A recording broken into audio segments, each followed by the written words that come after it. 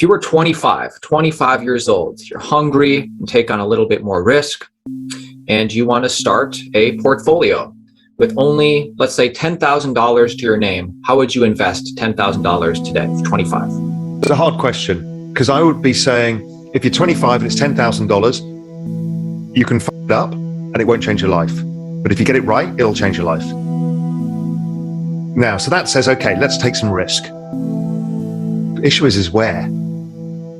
You know, it's really hard to know, as we talked about, with all of the developments in, let's say, layer ones, what's really going to get the traction for the next phase here?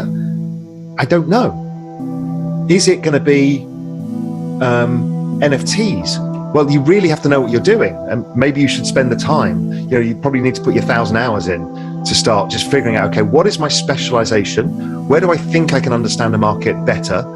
And then take a bet accordingly. I don't see one clear opportunity. As I said, you could choose ETH, but maybe that's not as risky as you really want it to be, because you want to look for the 100Xs. That requires work, requires Discord channels, knowing who's in the community, following what people like, you know, Delphi Digital are up to, you know, the real thought leaders in the space. So it's not a straightforward answer, but the opportunity is there. And I think it's all about becoming a specialist in something and not trying to be a generalist. And don't just choose one protocol or, you know, one token itself.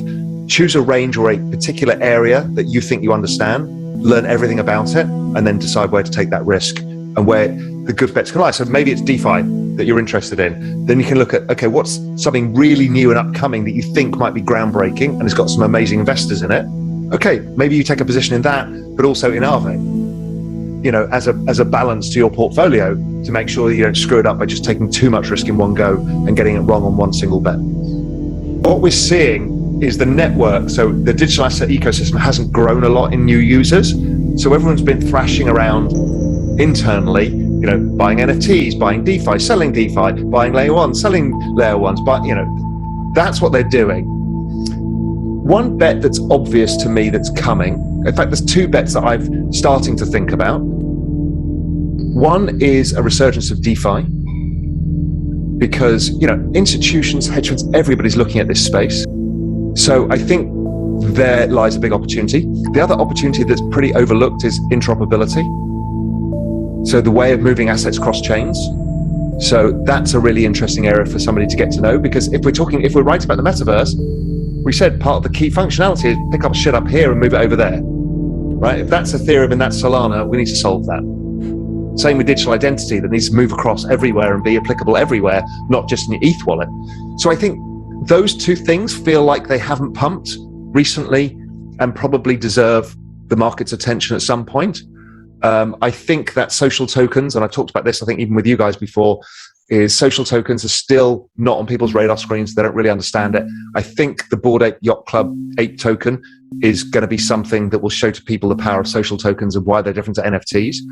And I think that we're going to see a lot more of that coming. I'm working on many projects on that, including looking at it for Real Vision. So social tokens, I think, are new and up and coming. People don't understand them.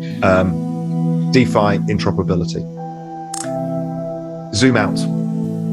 Always zoom out.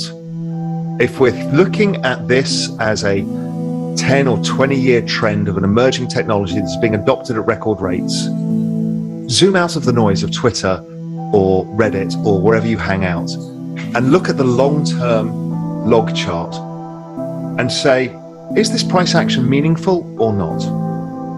It will give you a much better understanding of allocating your assets. You know, a sell-off like this, things start to look pretty cheap compared to their long-term trend. So maybe this is a more interesting opportunity, as opposed to be freaking out thinking, oh my God, what's happening? You know, if it goes down another 20% from here, does it really change the story? No. So zooming out is the most powerful tool you can have, and filtering out the noise. Writing down your own framework is really useful. Why am I investing in this space? What do I think is going to happen, knowing that none of us actually know? And then testing that all the time. Has that changed my hypothesis or not? That's really useful because it stops you doing stupid stuff. And we all do it. Emotion takes over and you forget the reason you did something in the first place. And, you know, you buy a token, it collapses. You think, oh God, I just want to clear it out of my portfolio because it pains me every day to look at it. But when you put it on, you said, I want to hold this for 10 years. Well, then hold it for 10 years. And if you can't, then you sized it wrong. So you made it too big a part of your portfolio to hold for 10 years. It's just writing down some of those principles will help people out immensely.